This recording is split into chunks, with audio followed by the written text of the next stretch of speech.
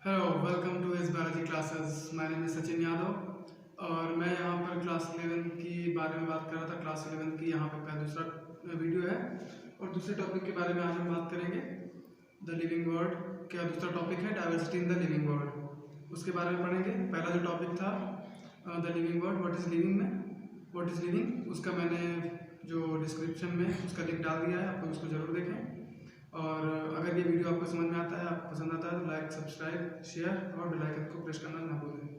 तो यहाँ पे हम समझेंगे diversity in the living world के बारे में, जो कि लिविंग वर्ल्ड का दूसरा टॉपिक है। चलिए समझते हैं डाइवर्सिटी इन लिविंग वर्ल्ड का मतलब। Diversity in the living world, ठीक है। डाइवर्सिटी के बारे में मैंने आपको पिछली वीडियो में भी थोड़ा बहुत बताया था, तो यहाँ भी थोड़ा जानते हैं। डाइवर्सिटी का मतलब क्या होता है? डाइवर्सिटी का मतलब होता है विविधता, the difference between the species. जो डिफरेंसेस होते हैं अलग अलग स्पीसीज के बारे में। एक एग्जांपल लेते हैं, आप सुबह सुबह मॉर्निंग में उठते हैं तो आपको क्या दिखाई देता है? मॉर्निंग में उठने पे आपको अगर घर से बाहर निकलेंगे तो क्या दिखाई देगा? गाय, भैंस, बकरियाँ दिखाई देंगी अगर होंगी तो, और कई सारे जानवर दिखाई देंगे, पक्षी भी दिखाई देंगे। तो ये देखेंगे कि और हम खुद जाएंगे तो अगर आप अपने आप को किसी दूसरे स्पीसीज से कंपेयर करें तो हम लोग एक दूसरे से सिमिलर नहीं, ना गाय हमारे जैसी है, ना हम गाय के जैसे हैं, ना गाय भैंस की जैसी है, ना भैंस पक्षियों की जैसी है, ठीक है। तो हम लोग डिफरेंट हैं एक दूसरे से। तो और इसी के बारे में हम पढ़ेंगे कि यहाँ पे इस टॉपिक में बेसिकली हम पढ़ेंगे नॉमेनक्लेचर के बारे में, जो नामकरण होता है, जितनी भी स्पीसीज हैं उनका नामकरण कैसे करते हैं। एंड और जितनी, क्योंकि आपको पता है 17 से 18 लाख स्पीसीज हैं पूरे वर्ल्ड में, और इनको अच्छे से कैटेगराइज करने के लिए हम इन सब के बारे में एक साथ नहीं पढ़ सकते हैं। तो सबको अलग अच्छे से पढ़ाई करने के लिए क्लासीफाई किया गया है, जिसमें हम टेक्सोनॉमी के बारे में पढ़ेंगे और सिस्टमेटिक के बारे में जो एक सिस्टम दिया गया है। तो यहाँ पे नॉमेनक्लेचर का मैंने आपको मतलब बताया। नॉमेनक्लेचर का मतलब होता है नामकरण। जब आप पैदा होते हैं तो आपका भी नाम दिया जाता है। उसी तरह अगर किसी भी कोई भी नई स्पीसीज आइडेंटिफाई हुई है तो उसका भी कुछ ना कुछ नामकरण होगा, नॉमेनक्लेचर होगा। तो और इसके भी कई सारे रूल्स होते हैं, अपने मन से नहीं रख सकते हैं। तो ये नॉमेनक्लेचर के बारे में पहले जानते हैं। पहले तो हम आप समझते हैं डाइवर्सिटी के बारे में क्या होता है। डाइवर्सिटी, देखिए डाइवर्सिटी का मतलब मैंने आपको बताया कि आप सुबह उठते हैं तो आपको क्या क्या दिखाई देता है। There are many differences. और आपको पता है 1.7 to 1.8 million of species on the earth हैं। 17 से 18 लाख प्रजातियां हैं पूरी अर्थ पे। और अगर हम बात करें, देखिए पहले मैं देता हूँ अबाउट 1.7 टू 1.8 मिलियन, मतलब हो गया 17 से 18 लाख स्पीसीज पूरी अर्थ पे प्रेजेंट हैं। और इनके बारे में हम एक साथ नहीं पढ़ सकते हैं, इस वजह से इसमें क्लासीफाई किया गया अलग अलग चैप्टर्स के बारे में। और हम यहाँ पढ़ते हैं बायोडाइवर्सिटी। बायोडाइवर्सिटी का मतलब क्या होता है वो देखते हैं।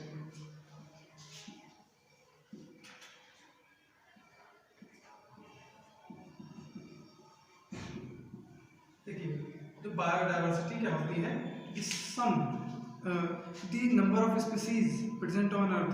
अलग अलग तरीके की जो स्पीसीज है, number of organism present on earth, हम उसको बोलेंगे बायोडाइवर्सिटी। चलिए इसकी डेफिनेशन के बारे में पहले देखते हैं। The number of organism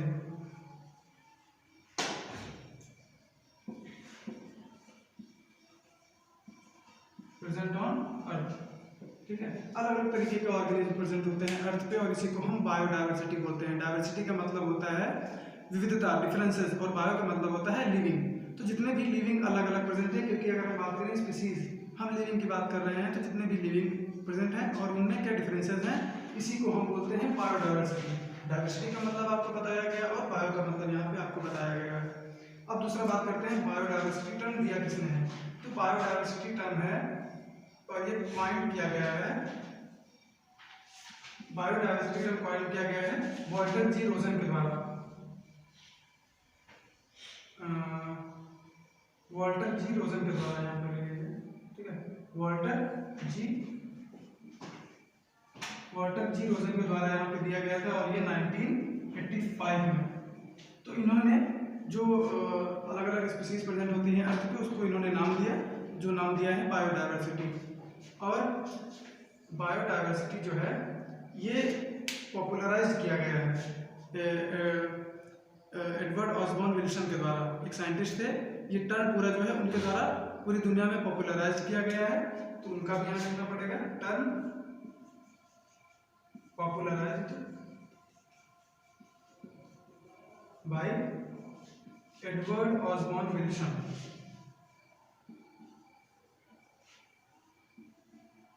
Edward Osborne Wilson, ठीक है, इनके द्वारा इस टर्म को, बायोडायवर्सिटी टर्म को पॉपुलराइज किया गया है।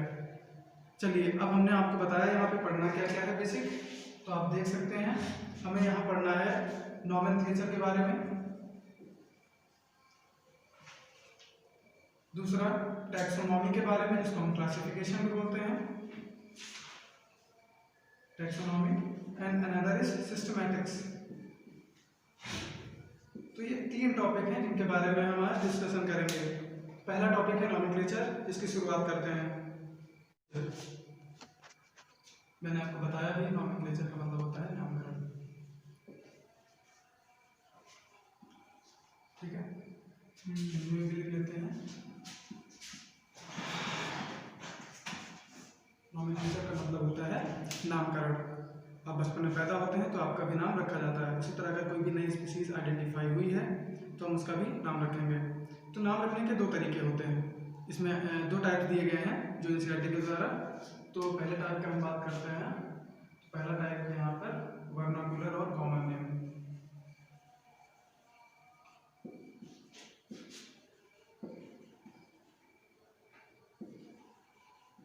देखिए, मैं पहले लिख लेता हूँ और कौन कौन से होते हैं फिर समझाता हूँ।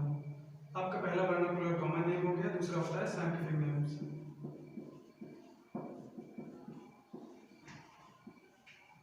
तो अब समझते हैं वर्नाकुलर और कॉमन नेम का मतलब क्या होता है।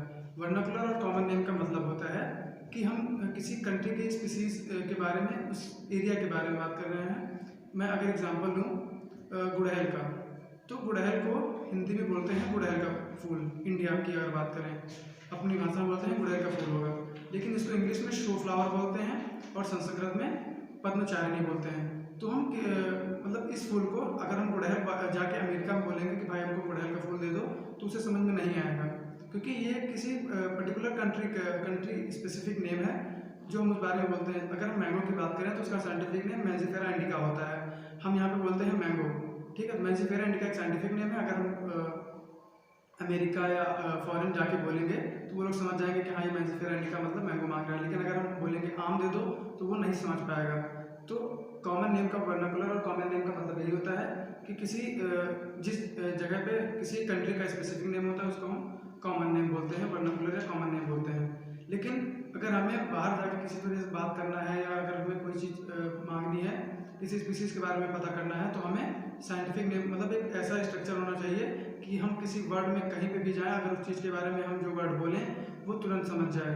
तो इस तरीके से एक नया जो सिस्टम दिया गया है वो दिया गया है साइंटिफिक नेम्स का, जिसके बारे में हम आगे पढ़ते हैं। तो साइंटिफिक नेम ये होता है, इसमें कई तरीके होते हैं। ऐसा नहीं है कि आप अपने मन से ही रख सकते हैं। अगर आम का नाम अगर आम का जो नाम है मैंगो है और उसका नाम साइंटिफिक नेम मैंजिफेरा इंडिका रखा गया है, या टाइगर का नाम पैंथेरा टिग्रिस रखा गया है, तो किसी अपने मन से नहीं रखा गया है, उसको कई साइंटिस्टों ने मिलकर और कुछ रूल बनाए थे उसके हिसाब से रखा गया है।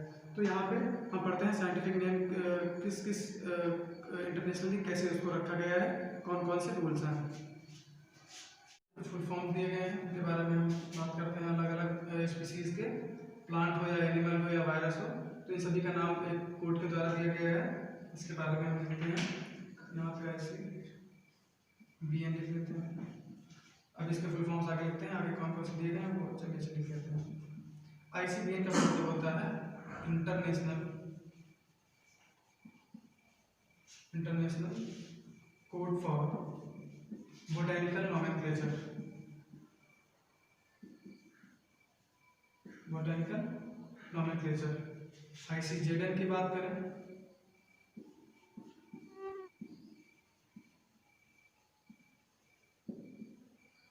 International code for zoological nomenclature. मतलब अगर हमें प्लांट के बारे में बात करना है तो उसके लिए एक अलग रूल बनाया गया है जो इंटरनेशनली बोलते हैं इंटरनेशनल कोड ऑक्यूपेशन और एनिमल के लिए हमारा जूलॉजिकल है। अगर ICBN की बात करें,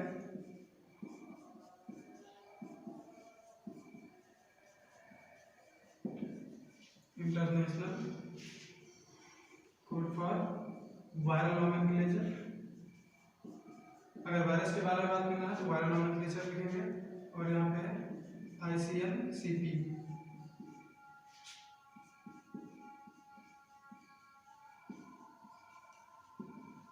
international code of nomenclature of cultivated plant. ऐसे प्लांट जिनकी पैदावार की जाती है, कल्टिवेटेड प्लांट्स होते हैं, उनके बारे में यहाँ पे दिया गया है, कल्टिवेटेड प्लांट्स। और एक और दिया गया है NCERT में, वो है ICBN तो नहीं लिख सकते क्योंकि बैक्टीरिया का है, तो यहाँ पे BA से आगे के 3 वर्ड लेते हैं और N, ICPAC-N। तो यहाँ पे हम इसको पढ़ेंगे, international code for bacteriological nomenclature.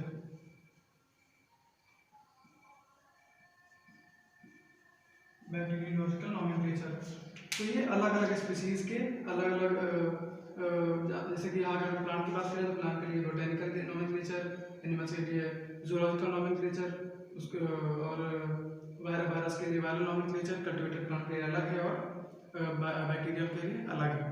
तो ऐसे रूल्स बनाए गए हैं जिससे हम इन सभी का अच्छे से नामकरण कर सकें। यहाँ पे है हमारा बायोनॉमियल नॉमेनक्लेचर।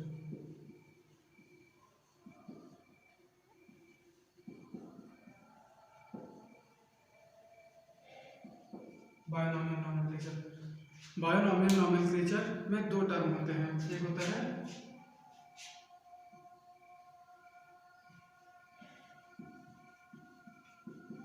जेनेरिक नेम और दूसरा होता है स्पीसीज एपिथेट।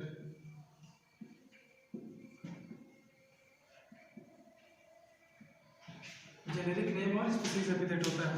जेनेरिक नेम का मतलब होता है कि वो किस जेनस से बिलोंग कर रहा है, जिस स्पीसीज का हम नॉमेनक्लेचर कर रहे हैं वो स्पीसीज किस जेनस से बिलोंग कर रही है और उसकी स्पीसीज क्या है। अगर हम एग्जांपल में लें मैंजीफेरा इंडिका, तो मैंजीफेरा इंडिका में आप देखिए एग्जांपल क्या कर लेते हैं, एग्जांपल में मैंजीफेरा इंडिका,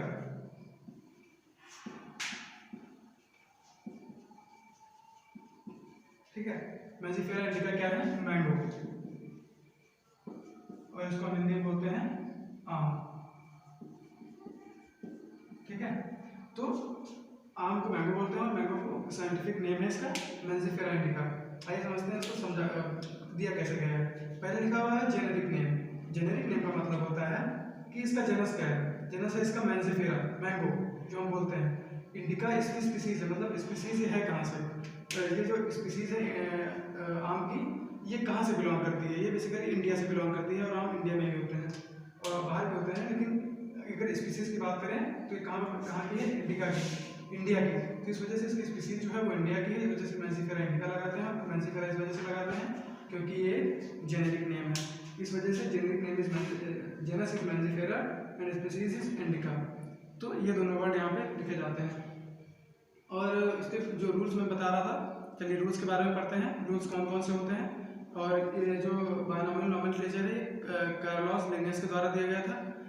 तो अगर मैं अगर यूनिट कंप्लीट होने के बाद मैं जितने भी साइंटिस्ट हैं सभी के बारे में एक अलग वीडियो बना दूंगा, अच्छे से आपको समझा दूंगा, आप याद कर लीजिएगा। फिलहाल यहाँ पे हम लिनियस के जो रूल्स हैं उनके बारे में पढ़ते हैं, बायोनॉमियल नॉमेनक्लेचर के रूल्स के बारे में। First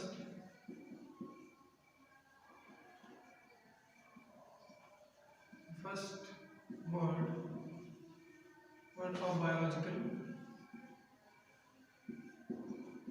of biological name represent, पहला जो वर्ड क्या रिप्रेजेंट करता है, मैंने आपको बताया था जेनस। पहला जो वर्ड है वो जेनस रिप्रेजेंट करता है। And second component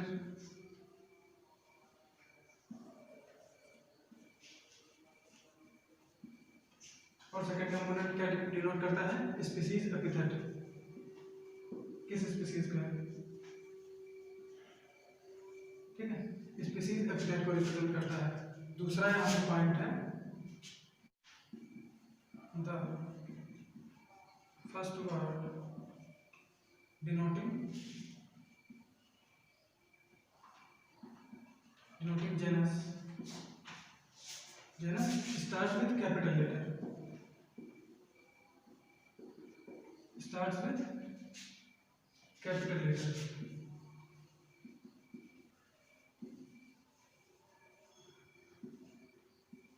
capital letter means, जैसे मैंने आपको एग्जांपल देता हूँ तब समझाता हूँ।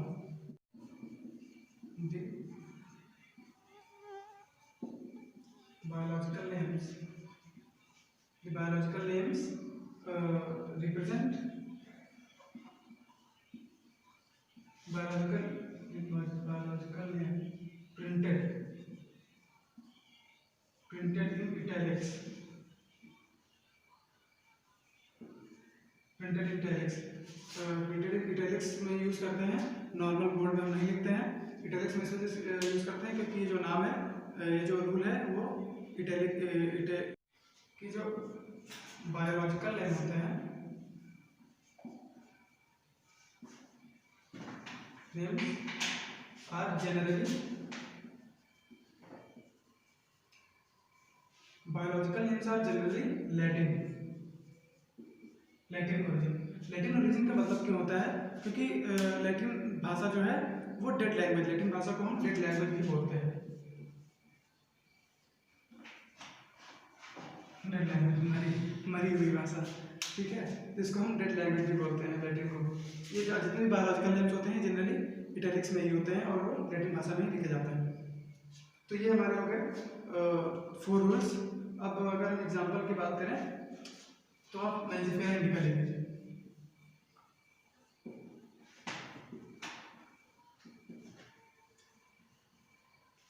थोड़ा बहुत मैंने इटैलिक्स में लिखने का कोशिश किया है, तो आप देख सकते हैं मैंजिफेरा इंडिका में मैंने क्या लिखा है।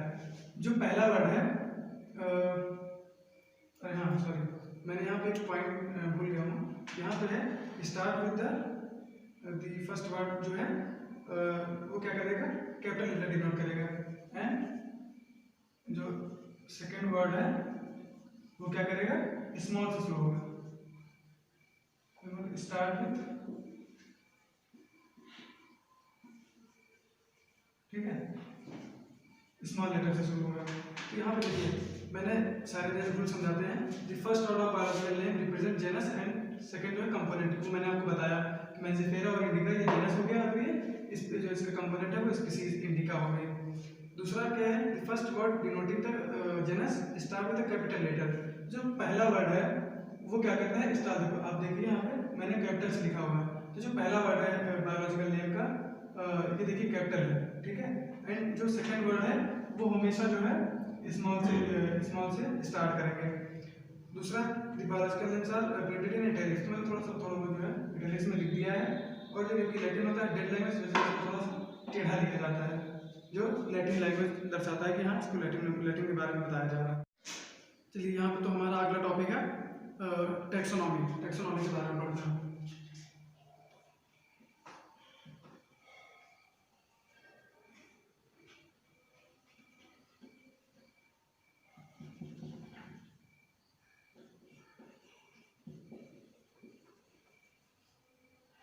टैक्सोनॉमी होता क्या है? देखिए टैक्सोनॉमी का होता है based on character organism are identified in different taxa. अगर हम जैसे कि अलग अलग टैक्सा में डिफ्रेंशिएट किए गए हैं। कुत्ते की बात करें, ठीक है, डॉग जो है वो एक अलग टैक्स है, बर्ड एक अलग टैक्स है, काऊ एक अलग टैक्स है, वैसे एनिमल एक अलग टैक्स है और मैमल एक अलग टैक्स है। तो ये टैक्स प्लूरल फॉर्म होती है टैक्सोनॉमी की। और यहाँ पढ़ते हैं the process of classification of organism is called classification and is called taxonomy।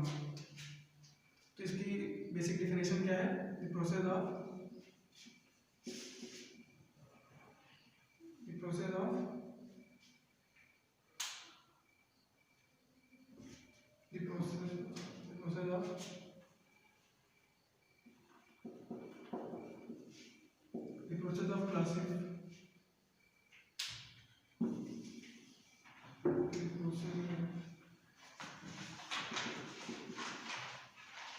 Of classification of organism.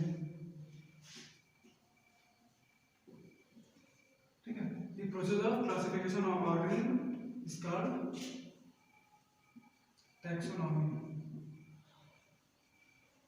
इसी को हम टैक्सोनॉमी बोलते हैं कि अलग अलग ऑर्गेनिज्म को क्लासिफाई करना, क्योंकि आपको अच्छे से पता है कि कितने सारे एनिमल्स हैं। मैंने बताया आपको 17 से 18 लाख प्रजातियां पाई जाती हैं, और सभी के बारे में अच्छे से स्टडी नहीं कर सकते कि हम अगर 20 तक की पहाड़ी की बात करें, मैं टेबल की बात करूं तो आपको याद नहीं होती सही से।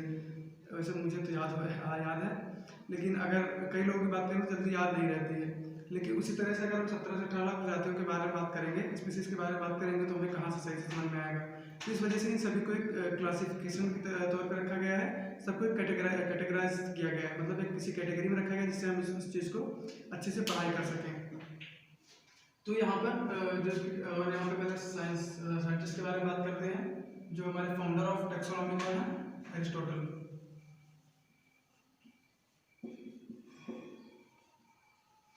फाउंडर ऑफ टैक्सोनॉमी है एरिस्टोटल। ठीक है, फाउंडर ऑफ टैक्सोनॉमी हमारा एरिस्टोटल एक बहुत ही ग्रेट साइंटिस्ट हैं। आप बायो में कई बार इनके बारे में पढ़ेंगे। दूसरा अगर मैं बात करूँ तो term taxonomy given by C P कैंडुलर।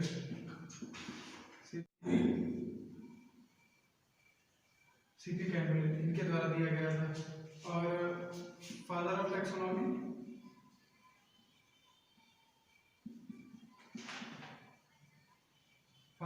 Taxonomy है, जो टैक्सोनॉमी के फादर है वो है कार्लोस लिनियस।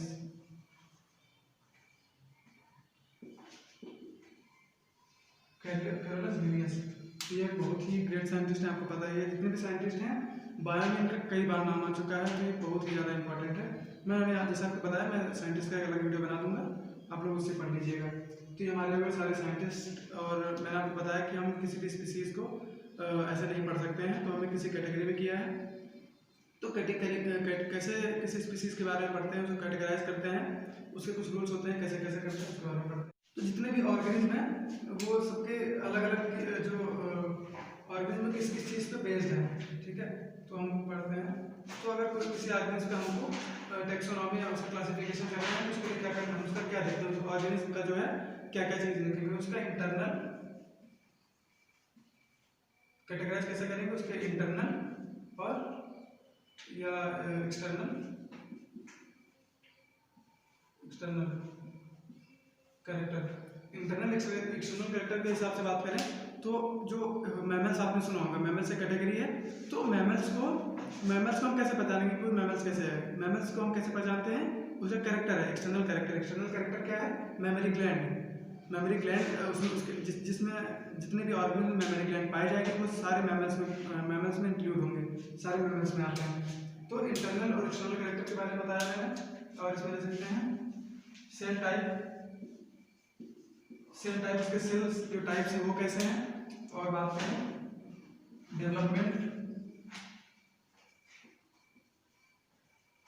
Developmental process. ठीक है, डेवलपमेंटल मतलब जो डेवलपमेंट कैसे करता है, उसके जो प्रोसेस है उसके बेसिस पे हम भी इसको हर ऑर्गेनिज्म को कैटेगराइज करते हैं। और लेकिन उसका ecological succession,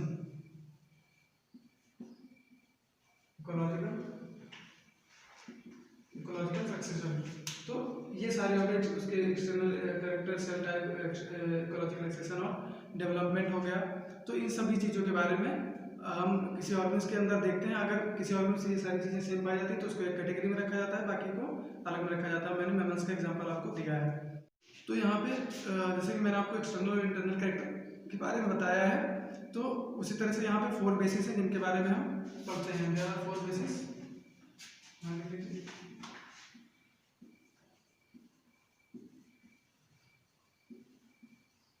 There are 4 bases for classification.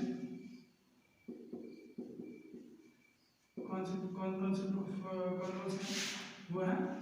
Identification,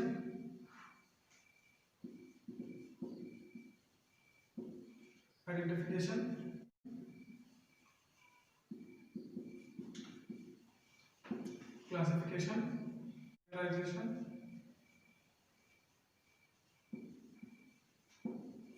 characterisation, और हमारा नॉमेनक्लेचर। तो इन चारों प्रॉपर्टीज के बारे में हम किसी ऑर्गेनिज्म के बारे में पता करना है तो ये सारी प्रॉपर्टीज उसमें देखेंगे और फिर उसको एक कैटेगरी में रखेंगे। तो यहाँ पे आप देखिए आइडेंटिफिकेशन मतलब होता है कि हम उस ऑर्गेनिज्म को आइडेंटिफाई करेंगे। क्लासिफिकेशन का मतलब होता है उसको डिफरेंट लेवल पे उसको क्लासिफिकेशन करेंगे, उसके बारे में उसके कैरेक्टर के बारे में जानेंगे कि उसका कैरेक्टर कैसा है। अगर सेम कैरेक्टर है तो इस कैटेगरी में होगा, अगर डिफरेंट कैरेक्टर है और दूसरे कैरेक्टर से मिल रहा है तो उसको डिफरेंट कैटेगरी में रखा जाएगा। नॉमेनक्लेचर आपको पता ही है, फिर देन उसका नामकरण करेंगे तो फिर जाके वो एक स्पीशीज कंप्लीट बनेगा। जो कि इसका नॉमेनक्लेचर भी होगा वो किसी कैटेगरी में रखा होगा। इसी को बोलते हैं क्लासिफिकेशन, टैक्सोनॉमी किसी भी ऑर्गेनिज्म की। चलिए यहाँ पे अगला आज इस वीडियो का लास्ट टॉपिक है सिस्टमैटिक्स। सिस्टमैटिक्स में है क्या बेसिकली? सिस्टमैटिक्स में क्या है? ठीक है, सिस्टमैटिक्स में कुछ ज़्यादा नहीं है। सिस्टमैटिक्स में आपको सिर्फ इतना समझना है कि सिस्टमैटिक्स जैसे कि हमें इंसान की बात करें तो इंसान को बहुत ही ज़्यादा जिज्ञासा होती है, बहुत ही ज़्यादा एक्साइटमेंट होता है किसी भी ऑर्गेनिज्म के बारे में जानने, उनके बारे में जानने का और उसके रिलेशन के बारे में जानने का। तो उन्हीं रिलेशन के बारे में जानने को हम बोलते हैं सिस्टमैटिक्स। तो यहाँ पे इसकी डिफिनेशन बेसिकली क्या होती है?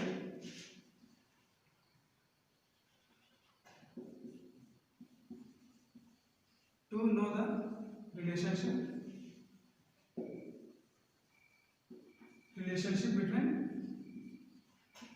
Between the organism. इसी को बेसिकली हम सिस्टमैटिक्स बोलते हैं। और एक कैरोलस लिनियस के द्वारा एक बुक दी गई थी, सिस्टमा नेचुरी।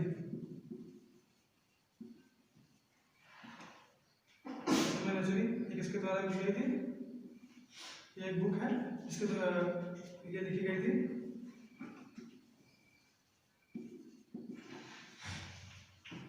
कैरोलस लिनियस के द्वारा लिखी गई थी। तो ये सिस्टमा नेचुरी को जो कभी कभी पूछ लेते हैं, इतना ज़्यादा याद रखने की जरूरत नहीं है। तो यहाँ पे हमारा टॉपिक कंप्लीट होता है आज का। और मैं जितने भी फिगर्स बचेंगे पूरी यूनिट के जो फिगर्स हैं वो मैं किसी एक वीडियो में आपको बता दूंगा, उसके बारे में बता दूंगा। तो यहाँ पे कंप्लीट होता है मेरा topic diversity engineering. Thank you.